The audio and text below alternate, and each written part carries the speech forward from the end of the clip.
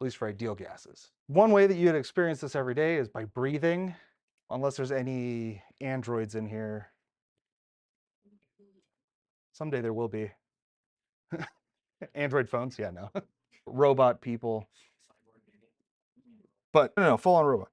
Every day you move about 8,500 liters of air into and out of your lungs, which is like 25 pounds of air. And the reason that you can breathe is because your body is actually creating negative pressure inside your lungs by expanding the volume. When the volume expands, it creates a low pressure, and then that's what draws the air into your lungs. And that pressure, we're talking about pressure as the force exerted per unit area by gas molecules. Each of the gas molecules by themselves is really small. Meant to do this math, but didn't. But the combined force of all of those molecules is what gives us air pressure. It's the reason that we can breathe right now, because there's miles and miles of air stacked on top of us. Pressure of the gas is dependent on several factors. The number of particles, so you add more particles, the volume of the container, average speed of the gas particles. And when you inhale, again, you decrease the concentration, create a lower pressure area, and then that's what lets you breathe. Don't worry too much about scribbling this down super fast. It's all intro stuff and in the slides that are on Canvas. Atmospheric pressure effects, so like on a macro scale, this is what causes weather patterns. Areas of low pressure are generally more chaotic weather. Areas of high pressure are more clear weather. It makes sense because if you're in a low pressure region, just like when we breathe, right? Your lungs expand, creates low pressure in your lungs, and then the air rushes in. If there's a large low pressure region and there's somewhere for air to come from, it comes rushing in from a high pressure region to equalize that pressure. And a lot of things can affect that at different levels. Huh? All right.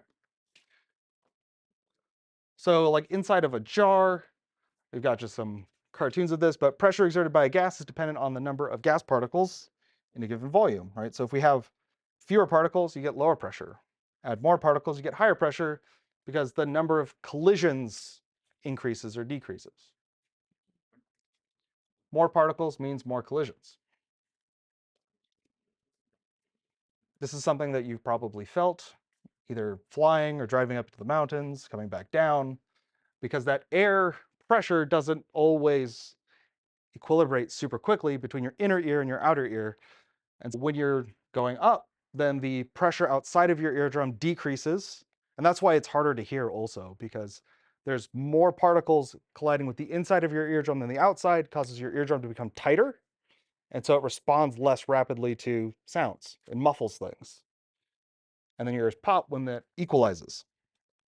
And then of course the opposite happens when you go back down. More pressure pushing in from the outside. This is something we actually have these in the labs, Mercury barometers. And the way you make one of these is you literally fill a tube with mercury and it's sealed at the top. And when you turn it over, the mercury will drop and create a vacuum. Now, if you were in space, I guess the mercury would just all completely come out because there'd be a vacuum outside and a vacuum inside. But on Earth, because there's air particles hitting the outside of this pool of mercury, they keep this liquid up in here and they'll change with the height. Or I guess the pressure outside, as it changes, the height of the mercury in the tube will change. And so you can measure the atmospheric pressure against a vacuum inside of a mercury tube like this. So that's 760 millimeters of mercury, right? So this is 3/4 of a meter. You can do this with water also, but you need a column of water that's 30 feet high because the water weighs less. So we've got two pressure units here. 760 millimeters of mercury, so that's the height from this liquid in the pool up to the top of the glass tube. And also torr, which is the same thing as a millimeter of mercury. Torr is actually named after Torricelli, which is he's one of the first recorded dudes to do this experiment. Had a lot of mercury to play with. Another way that you can measure pressure is with something called a manometer. Part of the manometer would go into your vessel that you're trying to measure the pressure of. So you might have a chemical reaction that happens in here. And then you got this U-shaped tube that would have mercury in it. If the pressure inside here was the same as the pressure outside, then those two sides would be level. But if you start to do a reaction in here that creates pressure, it will push more on this side of the mercury, and it'll lift one side up over the other. And you can use the difference in height to determine the pressure generated in your flask. The difference of liquid levels. Got a bunch of pressure units. So many ways to define force due to atmospheric pressure. One is the Pascal, and that's a Newton, which is another unit of force, over 1 square meter. Pounds per square inch. PSI, that's probably what your tires. They probably have PSI and PSI bar and maybe pascals, kilopascals. And we talked about the torr, which millimeters of mercury. Inches of mercury, it's the same thing as torr, it's just measured in inches. Right, so millimeters of mercury and torr are literally measuring the height of the column of mercury. Inches of mercury is just doing that in inches. And then atmospheres. Now, the book that we're using primarily uses atmospheres. What's it called? Wow, blanking. Alex. Alex will use pascals sometimes.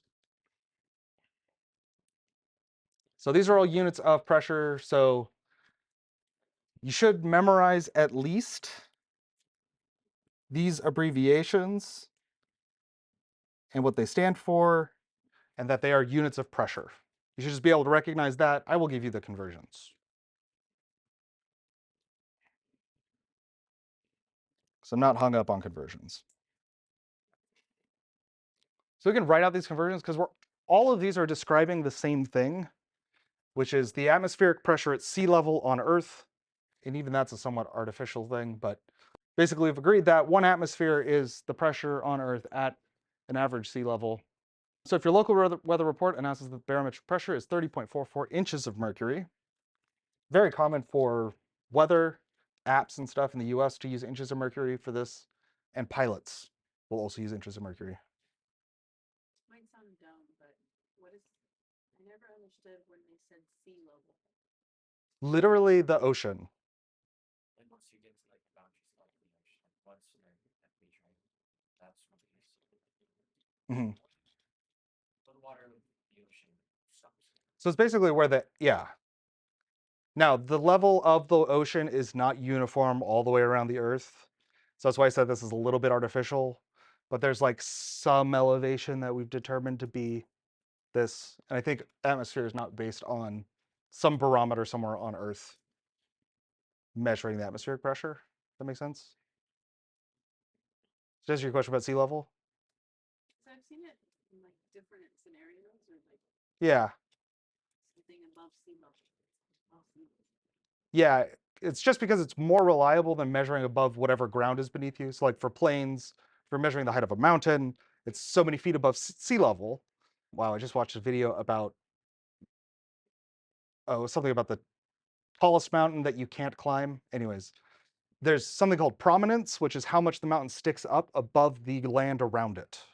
If you go to an area like the Himalayas, we're getting way off track now. If you go to an area like the Himalayas, the entire region is just higher in elevation. Or if you go to Colorado, you might look at a mountain nearby and be like, that's not very high, but Colorado is 1 mile above sea level. So it's just like across the Earth, we can say sea level is roughly the same, but there's going to be some variation. Yeah. Anyway, barometric pressure. This is just a simple unit conversion. This is a weird conversion because there's a lot of different ways to define the pressure at sea level, or atmospheric pressure, sorry, to define these units. But it's just like any other unit conversion, we just have a larger conversion. If I start with inches of mercury and we want to convert it to PSI, then you take this whole thing and say, okay, I have inches of mercury and I want to go to PSI. So that's the part of it that I will use. So we can simplify this down to just 14.7 PSI. equals 29.92 inches of mercury. So if I want to cancel out inches of mercury, I put inches of mercury on the bottom. And I put 14.7 on top. And you get whatever that is. You can type it in your calculator. About 15 psi. If you want to go from inches of mercury into centimeters and millimeters. I don't know why. Oh, no, that would work. Yeah. So you still count the sig figs from the PSI, even though it's a conversion factor? Or Yeah, okay. because it's not exact. So 14.7 is only 3 sig figs.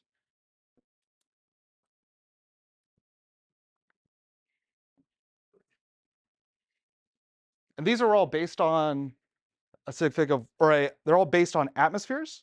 So atmospheres here would be perfect, exact, right? So if I did pascals to 1 atmospheres, then I got 6 sig figs for pascals.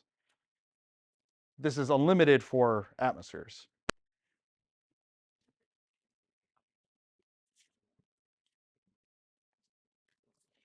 Okay. So the way I like to talk about this, we'll talk about kinetic molecular theory first. Because the way that the book walks through it is to go through the historical, and I guess we'll just introduce kinetic molecular theory and then come back to it on Wednesday. But they go basically through the historical way that these gas laws were developed. And they look at each of these sort of simple gas law relationships. And if you remember, laws, scientific laws, explain what is going to happen. So the simple gas laws say if I change the pressure, then the volume will change this way, or the temperature will change this way. Kinetic molecular theory is the underlying reason for all of those laws. It explains them. So in this theory, we basically assume that all of our gas particles are just a collection of little particles that are in constant motion. And there's a couple sort of points to this theory. So we got our gas, it's all these particles, they're constantly moving around. The first aspect, is that the size of the particle is negligibly small. So when we're looking at any of our ideal gases, say basically the particle is so small compared to the container that it's in, it doesn't take up any space at all, actually. So we assume that they have no volume. They do, and we'll talk at the end of this section about how things deviate from ideal gas laws. But that's the first one. They take up no space. The second one is that the average kinetic energy of the gas particles is directly proportional to the temperature in Kelvin. So kinetic energy and temperature in Kelvin are proportional. So something that's hotter means that the particles have more energy. And when we say energy, we can also talk about the average speed. So larger particles will move slower, smaller particles will move faster, but at the same temperature, they'll have the same kinetic energy. You can actually hold this up.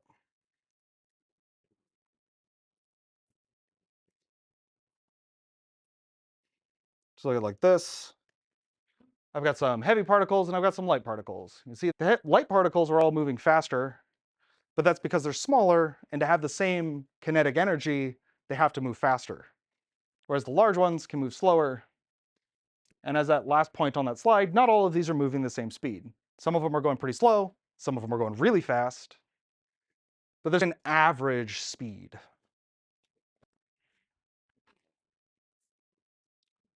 We'll come back to that more. So not all the particles are moving at the same speed.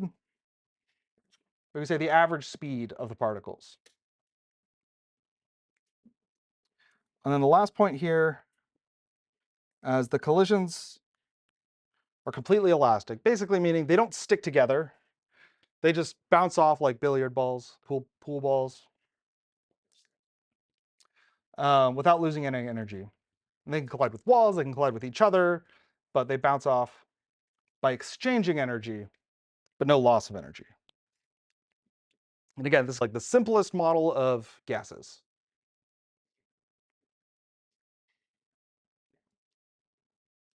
Just to explain elastic collisions a little bit more. So the kinetic energy is dissipated as heat in inelastic collisions. So two things that run into each other and then stop, their energy gets dissipated as heat. Or if you drop something on the ground, most of the time it dissipates as heat. In elastic conditions, the total kinetic energy is the same, but actually I think we can see it in the simulation probably. Every once in a while, when you see small particles run into large particles, the small particle transfers a lot of its energy into the other particle, knocking it in the other direction.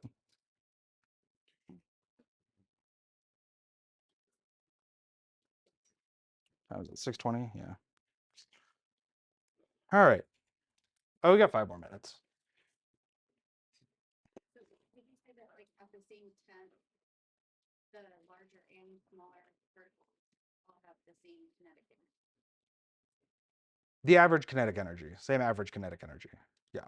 Particles moving, yeah. So you're going to have some with more kinetic, but it's average kinetic energy. The speeds will be different. All right, so we're going to talk about simple gas laws, and then we're going to keep going back over to that simulation actually to look at actual, a real simulation of it, of gas laws and how they behave and how properties change. And we're going to be looking at these 4 basic properties that you really need to describe any gas. So pressure, I should highlight these. Pressure, volume, temperature, and amount in moles. And especially when it comes to pressure, you got to remember units of pressure, because the question is not always going to tell you the pressure of this gas is. It'll just say a gas at 760 millimeters of mercury, and you need to know that millimeters of mercury is a unit of pressure.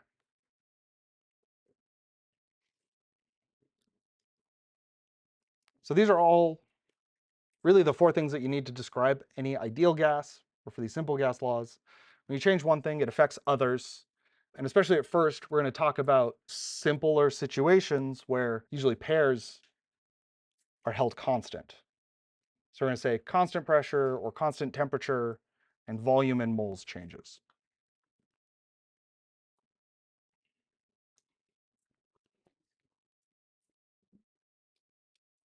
Okay.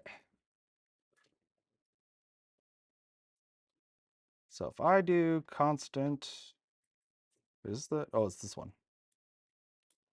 Let's do light particles. Constant temperature.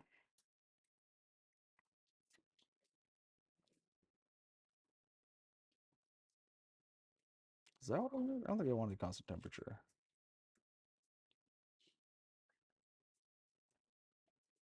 Wait.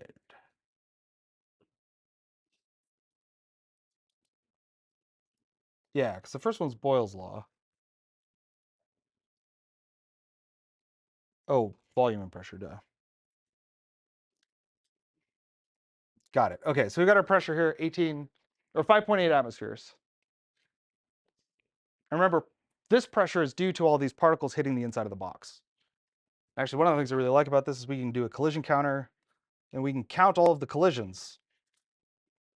Of course, it's a simulation, so it's not going to be perfect.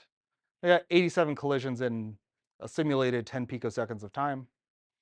So what's going to happen to the pressure? That's this question first. What happens to the number of collisions if I make the box smaller? Increases, right? It's a shorter distance to travel. So what happens to the pressure? Increases. Make the box smaller. Increases. How many collisions are we going to get? Yeah, not quite double. All right, so that's what Boyle's law is describing. And if I make the box even bigger, then our pressure is even lower.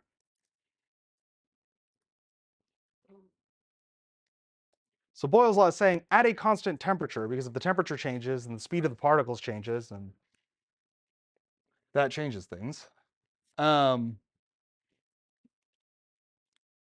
way Boyle did this is he had a manometer like this, and then added mercury to one side. That increases the pressure on the gases inside on the one side. Once you let it come back to the same temperature, you would measure the volume.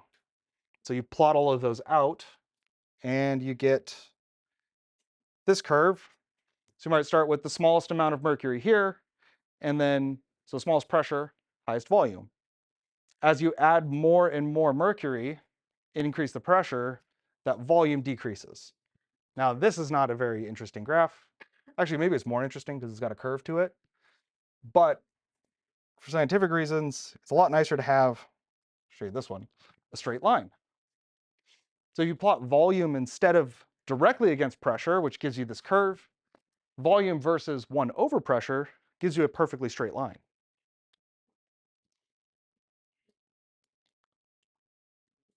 So for Boyle's law, pressure and volume are inversely proportional. So if I decrease one, the other increases. If I increase one, the other decreases. All right, so they always do the opposite. That makes sense when you think about the box. If I take the box and I make it smaller, I squish all those particles together, so more collisions and the pressure increases.